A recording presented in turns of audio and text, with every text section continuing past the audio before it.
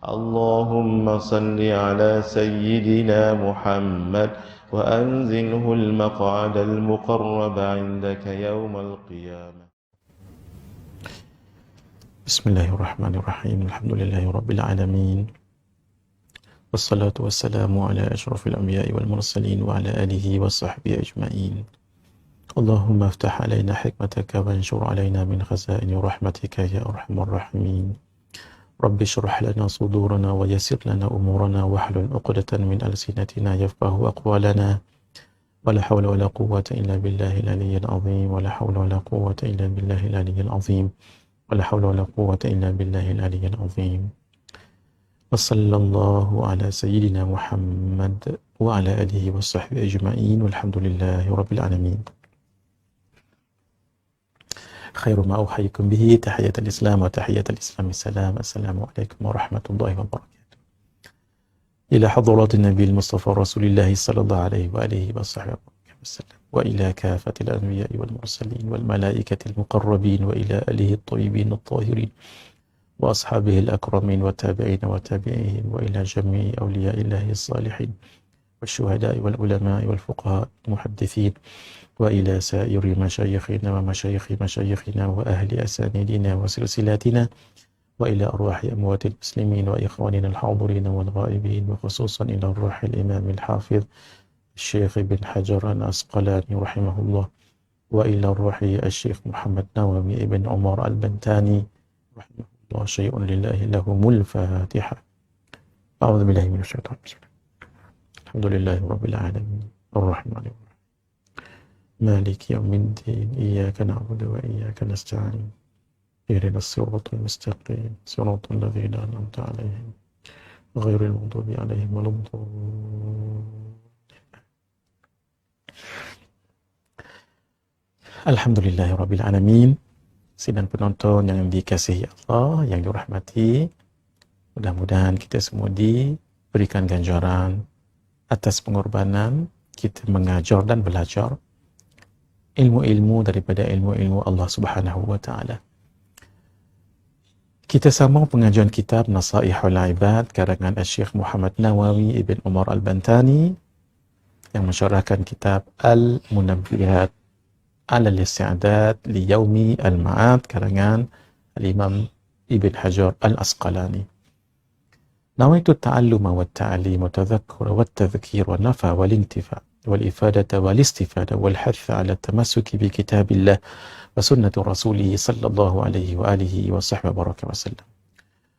Wa-du'a ila al-huda wad-dalalata ala al-khair ibtigha'a wajhillah wa mardatihi wa qurbihi wa thawabihi.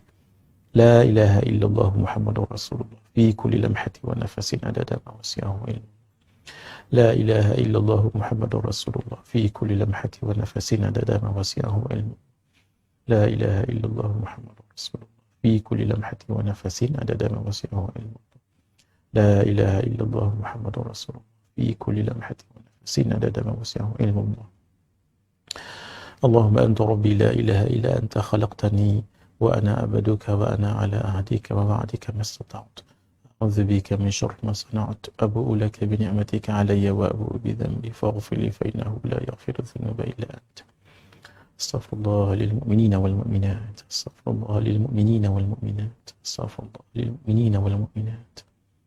اللهم صل على سيدنا محمد وأنزله المقعد المقرب عندك يوم القيامة. اللهم صل على سيدنا محمد وأنزله المقعد المقرب عندك يوم القيامة. اللهم صل على سيدنا محمد وأنزله المقعد المقرب عندك يوم القيامة. Alhamdulillah. Malam ini kita bicarakan maqalah yang kedua dalam bab thulathi, maqalat yang membicarakan 3 nasihat setiap satunya.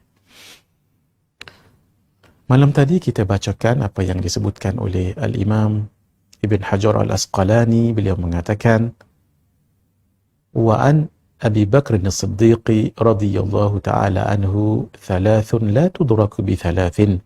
Daripada Sayyidina Abu Bakr as-Siddiq radhiyallahu ta'ala anhu mengatakan 3 perkara tidak akan dicapai dengan 3 perkara. Al-ghina bil muna, kekayaan dengan angan-angan. wasyababu bil khisaba, umur muda dengan celupan warna ataupun inai.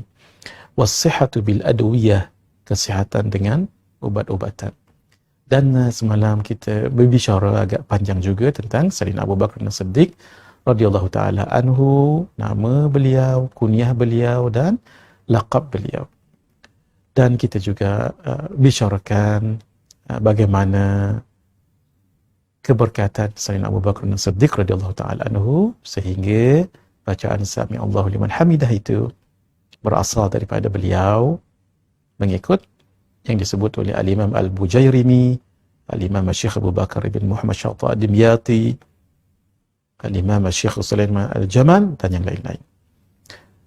Dan kita juga tunjukkan di mana maqam beliau di bumi Madinah yang sangat barakah, di samping insan yang sangat agung, makhluk yang paling mulia Sayyiduna Rasulullah sallallahu alaihi wasallam, dan Thaniul Khalifah Sayyidina Umar bin Al-Khattab radhiyallahu taala anhu.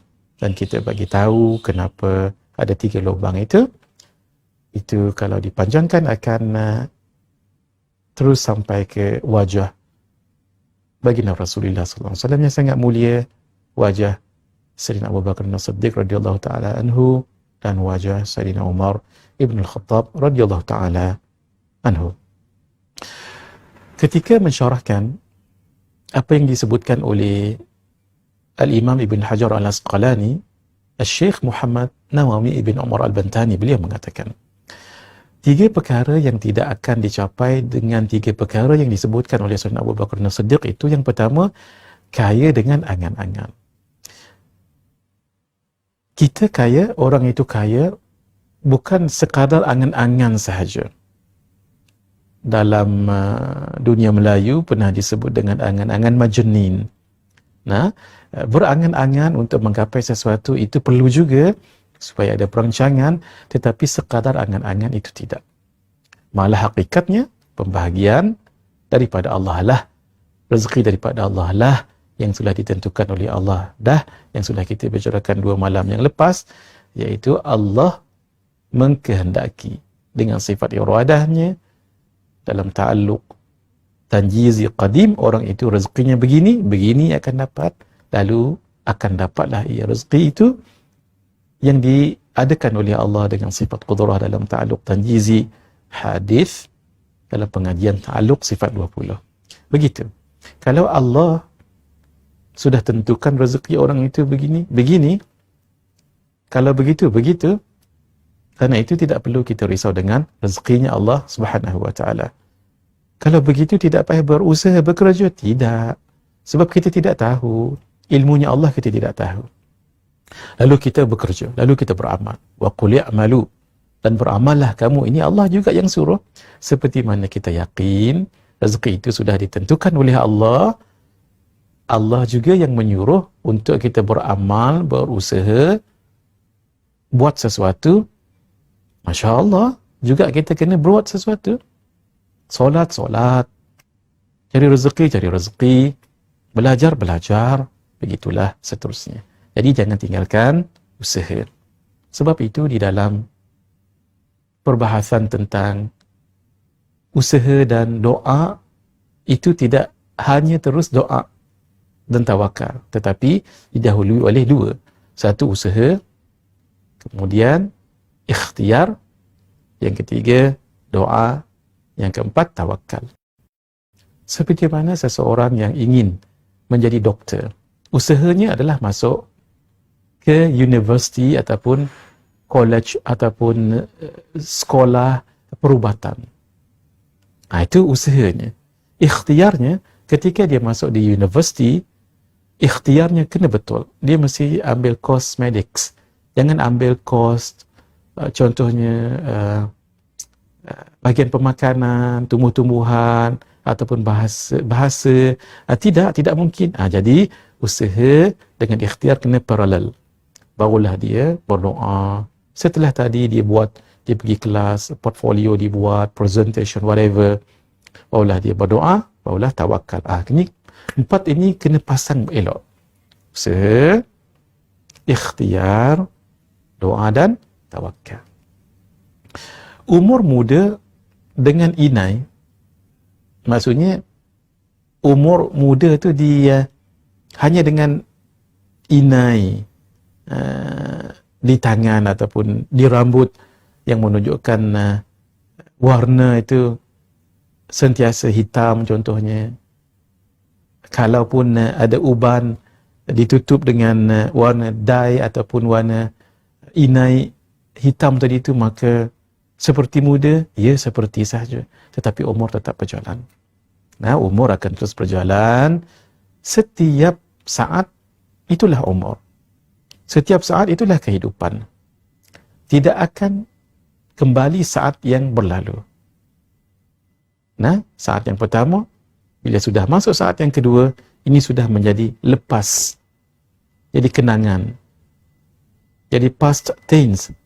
Begitulah yang kedua akan ditinggalkan apabila datang saat yang ketiga, yang keempat, kelima, keenam, ketujuh. Mungkin yang saat yang ke-100,000, mungkin saat yang ke-1,000,000, sehinggalah sampai satu saat yang menakutkan. Saat itu namanya saat kematian. Bila tiba saat kematian, habis semuanya itu. Kerana itu bersiaplah kita dengan kematian itu. Bukan menyebut mati-mati-matinya itu, tetapi banyak berzikir kepada Allah. Jadi zikrul maut, ingat mati itu, bukanlah kita menyebut dengan mati-mati-mati. Tidak. Tidak memberi manfaat, tetapi apakah persediaan untuk menghadapi kematian itu. Itulah modal umur yang ada kita sekarang ini. Banyakkan diri untuk datang majlis ilmu, mendengar majlis ilmu, mengisinya dengan seluruh kebaikan yang kita mampu. Orang yang muda akan tua. Orang yang tua nanti akan jadi terlalu tua. Akhirnya nanti akan tiba satu saat yang kita sebutkan tadi, saat kematian. No one is immortal. Tidak ada seorang pun yang kekal hidup. Makhluk yang paling mulia, Sayyidul Wujud, baginda Rasulullah sallallahu alaihi wasallam, juga meninggal dunia, juga wafat. Nah, cuma kewafatan itu, kematian itu adalah bermulanya kehidupan yang sebenar. Kehidupan yang sebenar apabila meninggal orang itu. Itulah kehidupan yang sebenar. Meninggalnya seseorang, si fulan, apakah itu pengakhiran kehidupannya? Ya, untuk penghidupan sementara anak dunia ini. Tapi yang meninggal sekarang, yang berada di hospital meninggal sekarang, di rumah baik, di manapun, hatta di dalam kubur sekarang, mereka hidup. Hidup dalam satu lagi dunia baru yang namanya barzakh. Walaupun mungkin tidak dalam kubur. Kubur itu secara ghalib saja. Ghalib biasanya orang meninggal ada kubur. Tapi ada orang meninggal mungkin tidak ada kubur pun, dalam laut ke, ataupun berkecai tubuh badannya ke dan sebagainya, ditelan binatang, dimakan binatang buas, mana kubur tak ada pun. Tetapi yang namanya alam barzakh itu memang pasti ada. Karena itu orang yang meninggal itu meninggal hanya perpisahan roh dengan badannya.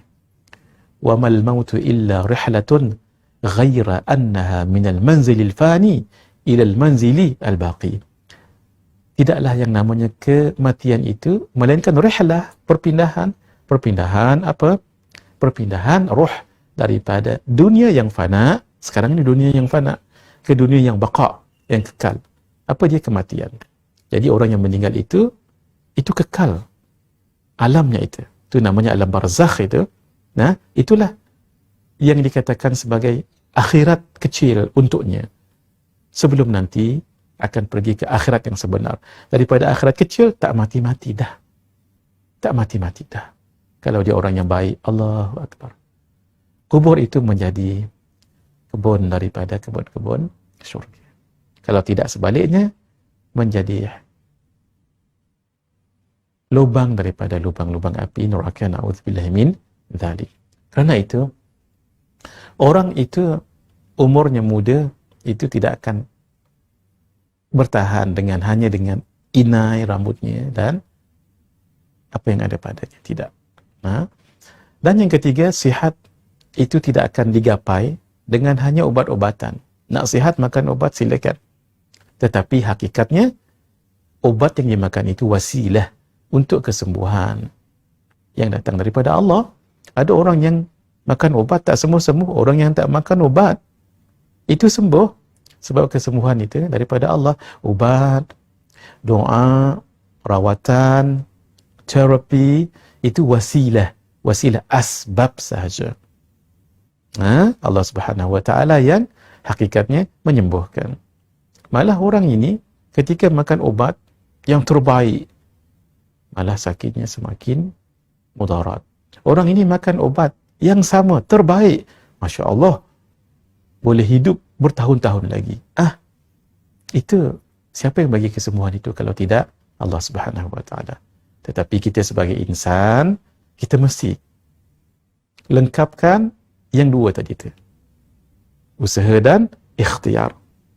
Itu menjadi amal soleh kita. Seperti seseorang yang naik kereta. Tidak perlu nak pakai tali pinggang, sebab kalau selamat, kalau aksiden, kalau meninggal, hakikatnya begitu. Ya, hakikatnya begitu. Tetapi pemahaman begitu tidak benar. Sebab usaha kita, ini nama usaha. Usaha kita dengan kita ambil safety belt itu dan kita letakkan tempat yang betul dan kita letakkan ni supaya dia kuat itu kan usaha kita. Kalau berlaku aksiden sekalipun dia akan paling kurang menghalang daripada severe injury, kecederaan yang teruk, malah boleh menyebabkan kematian. Asbabnya tadi itu. Jadi bila kita naik kenderaan dengan doanya, itu amal soleh, kita dapat pahala. Dengan safety beltnya kita pasangkan, amal soleh kita. Masya Allah. Hadirin, sebagai insan hendaklah kita sempurnakan amal soleh kita. Amal soleh kita tadi dua, iaitu usaha dan ikhtiar. Hakikat semuanya itu kesembuhan, kebaikan, kehidupan, kematian datang daripada Allah Subhanahu wa taala. Alhamdulillah, itulah yang disebutkan oleh Sayyidina Abu Bakar As-Siddiq radhiyallahu taala anhu. Mari kita lihat pada maqalah yang ketiga. Qala al-musannifu rahimahullah ta'ala alaih wa nafa'ana bihi wa bi'ulumihi fid daraini amin ila an qala wa an Umar radhiyallahu anhu. Daripada Sayyidina Umar radhiyallahu ta'ala anhu, semoga Allah meridai beliau. Kita sudah bicarakan Sayyidina Abu Bakar As-Siddiq. Malam ini kita bicarakan Sayyidina Umar bin Al-Khattab radhiyallahu ta'ala anhu. Husnul tawaddudi ila nas nisful aqal. Kebaikan berkasih sayang kepada manusia itu setengah akal. Wa husnus su'ali nisful alam. Kebaikan bertanya ialah setengah daripada ilmu. Wa husnul tadbir nisful ma'isha. Kebaikan pengurusan ialah setengah kehidupan. Apa maksudnya ini? Syekh Muhammad ibn Umar Nawawi Al-Bantani, beliau mensyarahkan yang dikatakan oleh Sayyidina Umar, kebaikan berkasih sayang, kalau kita kasih sayang kepada siapa? Kepada manusia. Manusia itu sama ada orang Islam, orang bukan Islam. Orang yang taat dengan orang yang tidak taat. Sebab orang yang bukan Islam sebagai dakwah padanya, kita ni kan ummatu al-hidayah, mereka kan ummatu ad-da'wah. Kita dakwahkan mereka. Kalau orang yang Islam, walaupun sudah ummatul hidayah, tapi mungkin agak jauh pemahamannya tentang Islam, hukum hakam, bila kita berkasih sayang, senang pula untuk kita dakwah dan perdalamkan ilmu agamanya. Yang dikatakan kebaikan berkasih sayang, dengan kita berkasih sayang pada orang lain, itu setengah akal. Maksudnya apa tu? Maksudnya berkasih sayang, lemah lembut, yang dikatakan at-tawaddud, al-wud itu adalah kasih sayang, seperti hub, kasih sayang. Hub itu ada kaitan dengan rahmah. Rahmah itu, rahmat kata kita ya, itu berasal daripada rahima, kasih juga, sayang, ihsan, riqqatun fil qalbi, suatu perasaan halus dalam hati. Sebab tu kita bila orang ada rahmat, dia halus dengan orang, dia tak kasar dengan orang, dia lembut dengan orang, gitu. Dan bersikap ramah. Sikap ramah ni suka tegur orang, disulamkan dengan lemah lembut. Jangan suka ramah saja tapi kasar tidak juga ya. Itu tanda orang tu berakal. Itu maksudnya. Orang kalau kasar-kasar, dia tak berakal lagi. Mungkin adalah akal tapi belum sempurna akalnya. Dalam arti kata, orang yang berakal sempurna ni dia jaga maruah diri. Bukankah kalau dia kasar-kasar dengan orang, nanti orang akan mengatanya, orang akan memarahinya, orang akan downgrade-nya, belittle-nya, undermine-nya, maka orang itu akan mungkin dikata tak baik oleh orang lain, ditulis dan sebagainya, benda yang tak baik padanya. Kan cedera muruahnya, maruahnya, dignity-nya. Kerana itu, kita jaga kesempurnaan akal seseorang itu.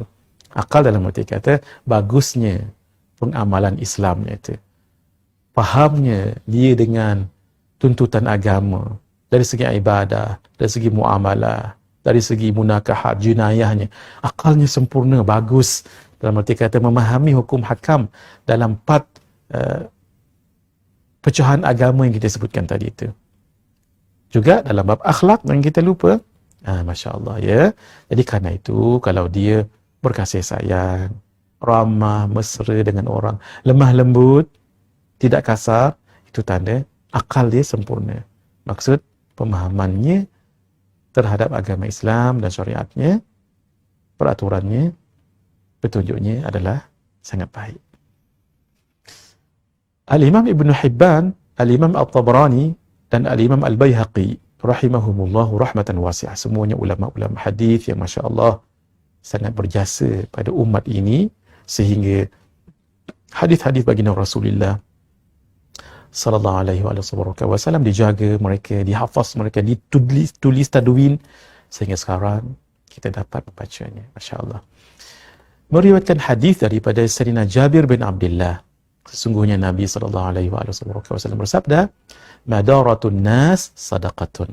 Bersikap ramah, kasih sayang, lemah lembut dengan orang ramai, orang lain adalah sedekah. Maksudnya berlemah lembut, mulatafah, latif, mulatafah dengan orang lain, dengan ucapan dan perbuatan akan dibalas oleh Allah dengan pahala bersedekah. Kalau dia buat baik dengan orang, dia akan dapat pahala-pahala tu seperti dia bersedekah. Kan besar pahala bersedekah itu, Masya Allah, tabarakallah. Mudarah yang kita sebutkan tadi, iaitu ramah, tamah, lemah lembut, baik, itu meninggalkan dunia untuk tujuan agama. Maksudnya, dia tinggalkan dunia dalam arti kata, dia buat itu bukan nak dunia, tapi untuk agama, mempertautkan kasih sayang. Dan amalan ini amalan yang disuruh oleh Allah. Ini adalah antara cerminan akhlak Rasulullah SAW.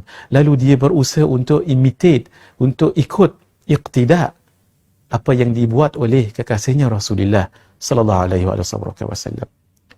Fatashabbahu fa illam takunu mithlahum. Inna tashabbuha bil kirami falahu. Maka hendaklah kamu bertashabbuh, ikut, imitate orang-orang yang baik, mulia, walaupun kamu tak seperti mereka exactly 100%, sebab mengikut orang yang mulia itu adalah suatu kejayaan. Begitu kita kata cinta pada Nabi sallallahu alaihi wasallam, cinta itu tahtaju ilal bayan. Al-mahabbatu tahtaju ilal bayan. Kecintaan perlukan pembuktian. Lau kana hubbuka sadiqan la ata'tahu. Innal muhibba liman yuhibbu muti'u. Kalau benar cintamu kepada orang yang kau cintai, pasti kamu taat padanya. Maksud, buat apa yang dia buat, tinggal apa yang dia larang, buat apa yang dia suruh, tinggal apa yang dia larang. Inna lau kana hubbuka sadiqan la ata'tahu. Kalau benar cintamu itu pada orang yang kau cintai, la ata'tahu, pasti kamu akan taat padanya. Innal muhibba liman yuhibbu muti'u. Sesungguhnya orang yang mencintai, orang yang dicintainya, tandanya adalah taat. Ini berbeza dengan Al-mudahanah. Mudahanah ini dia mencari kemasyhuran, nak terkenal. Dia ramah dengan orang, lembut dengan orang, tapi nak orang katakan dia baik, bagus, walhal itu sahaja.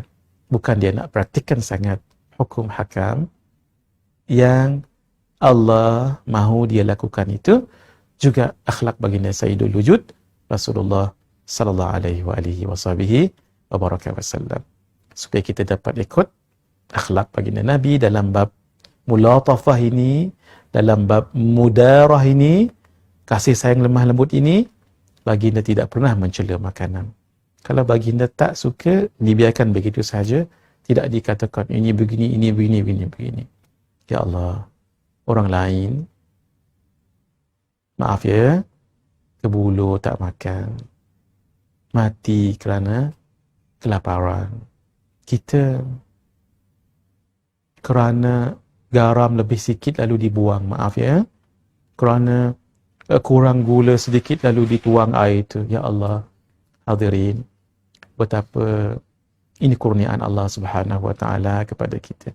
Walhal yang masuk dalam perut kita ini air yang sama, rasa dekat lidah je pun rasa je. Tapi bila masuk di dalam ni, dalam kerongkong kita ni, dalam perut, tak ada beza dah. Yang rasa manis, pahit, masam, masin tadi tu, masam dekat sini je, dekat lidah je ni. Makan yang sedap, kenyang, alhamdulillah.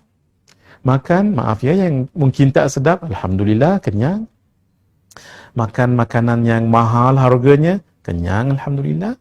Makan yang biasa-biasa, kenyang juga. Allahu Akbar.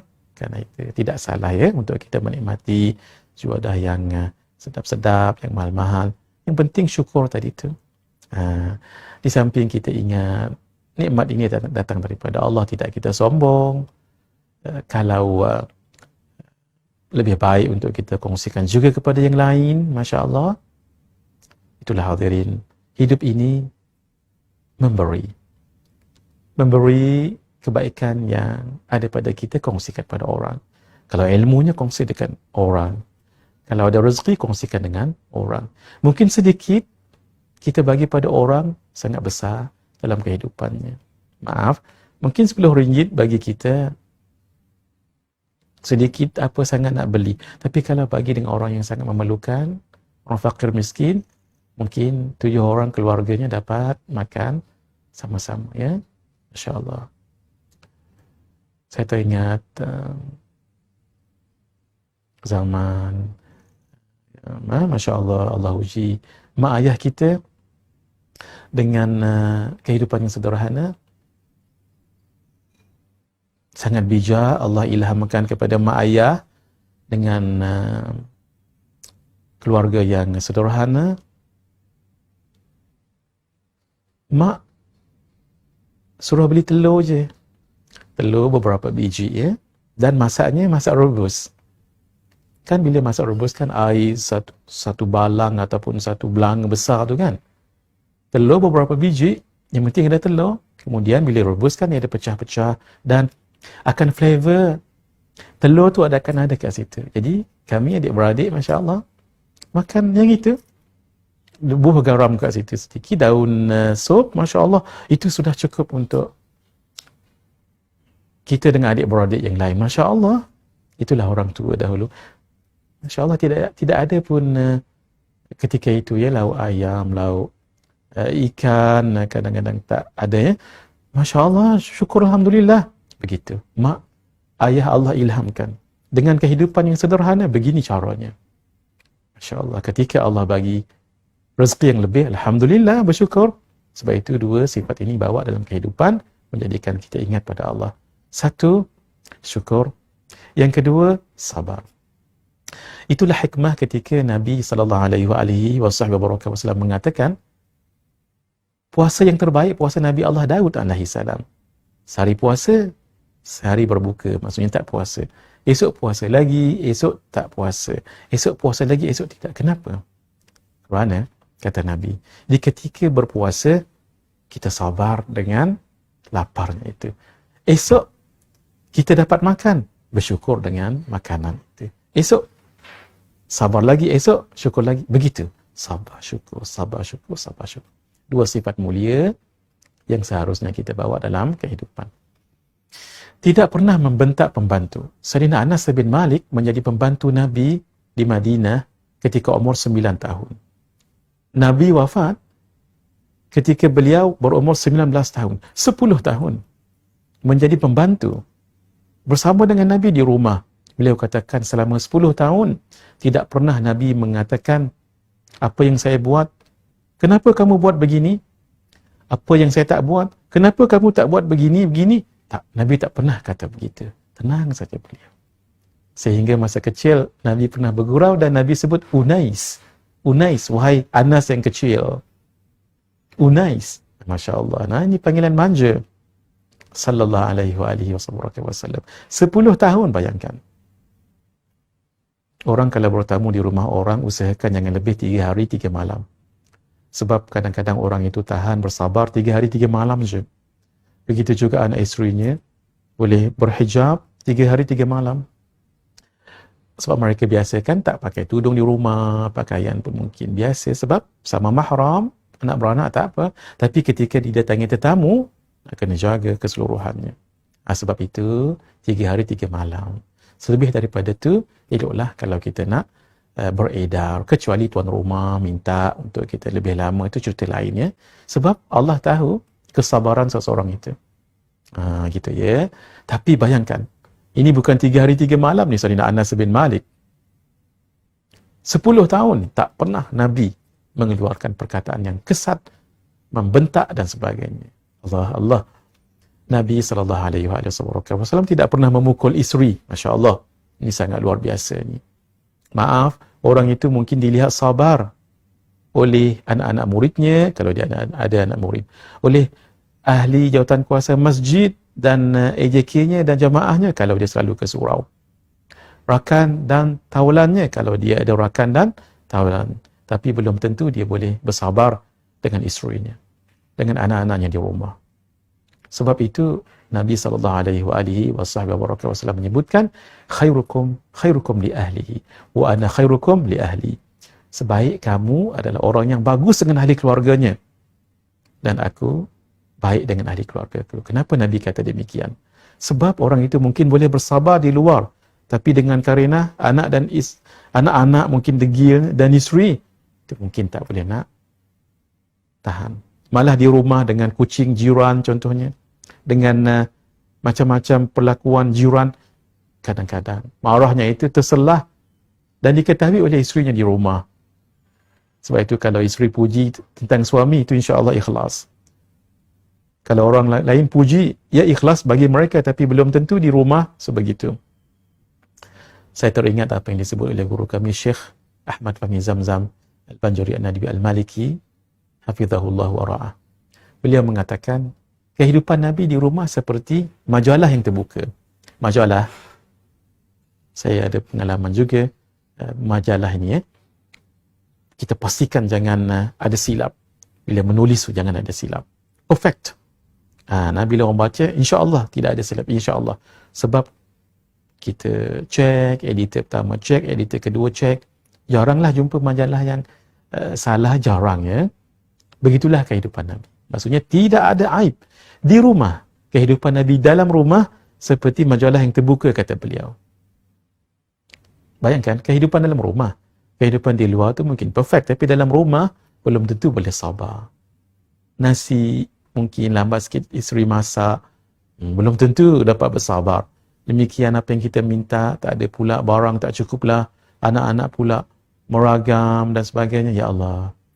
Sebab itu ketika Nabi ditanya akhlaknya oleh para sahabat dengan isteri-isteri baginda Rasulullah sallallahu alaihi wasallam, antaranya Sayyidatina Aisyah radhiyallahu taala anha mengatakan, kana khuluquhul Quran, adalah akhlak Nabi Al-Quran. Ada dua perkara penting di sini. Satu, Sayyidatina Aisyah isteri Nabi, isteri paling banyak tahu hal ehwal suami. Kalau yang disebutnya itu betul lah tu. Yang kedua, di kalangan isteri-isteri Nabi yang lain, Sayyidatina Aisyah selalu dapat malam yang lebih. Selepas asar setiap hari Nabi akan pergi ke rumah setiap isteri-isteri baginda. Kalau tiba giliran Sayyidatina Saudah, umur beliau ketika itu 65 tahun, 66 tahun, beliau selalu bagi malamnya untuk Sayyidatina Aisyah. Maksudnya, tak apalah ya Rasulullah, giliran malam saya bagikan pada Sayyidatina Aisyah. Bermakna Sayyidatina Aisyah selalu dapat 2 malam, orang lain dapat 1 malam. Pengajarannya, beliau yang paling banyak tahu hal ihwal Nabi, perkataan Nabi, perlakuan Nabi. Daripada mulut beliau lah terbit yang tadi itu, kana khuluquhul Quran, adalah akhlak Nabi Al-Quran. Luar biasa. Masya Allah, tabarakallah. Sayyidina Umar Ibn Al-Khattab menyebutkan, maaf tuan-tuan, malam ni kita sedikit panjang, dalam 5 minit lagi ke 10 minit. Sayyidina Umar Ibn Al-Khattab mengatakan, kebaikan berkasih sayang kepada manusia itu adalah setengah akal. Sudah kita bicarakan. Kebaikan bertanya kepada para alim ulama tentang ilmu agama, itu setengah ilmu, kerana ilmu diperolehi daripada bertanya. Kalau kita tak tanya, guru kita pun tak boleh nak syarah apa, sebab guru tak tahu apa yang kamu tak tahu. Gitu. Dan kebaikan pengurusan, iaitu mengurus sesuatu berdasarkan pengetahuan tentang akibatnya. Ini dalam ilmu pengurusan. Apa akibat kalau buat begini? Kalau begini positif tak? Kalau ini negatif tak? Itu selalu di dalam pengurusan. Jangan, maaf ya, katanya sembrono begitu sahaja. Tidak. Tetapi dengan perancangan dan tahu risiko akibat. Itu setengah kehidupan. Sebab dia tahu. Dia bukan begitu sahaja. Dia tahu ini risikonya, ini yang akan dihadapi dan sebagainya. Nanti dia akan mendapat kebaikan daripada usahanya tadi yang penuh dengan perancangan yang membolehkan dia terus survive dalam kehidupannya. InsyaAllah. Tabarakallah. Setakat ini untuk kita bincangkan kalam Sayyidina Umar bin Al-Khattab radhiyallahu ta'ala anhu. Kita akan sambung pada malam esok dengan kalam daripada Dhu An-Nuraini, orang yang mempunyai 2 cahaya. Siapa? Sayyidina Uthman bin Affan radhiyallahu ta'ala anhu.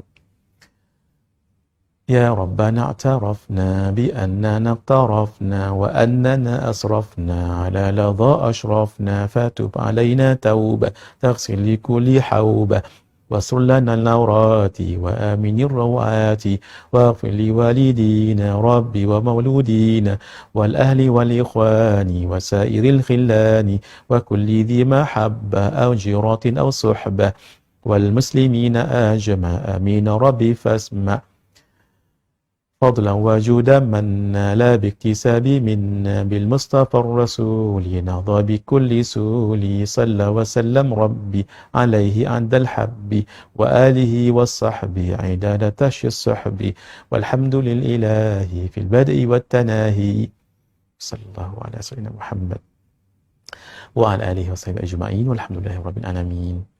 السلام عليكم ورحمة الله وبركاته.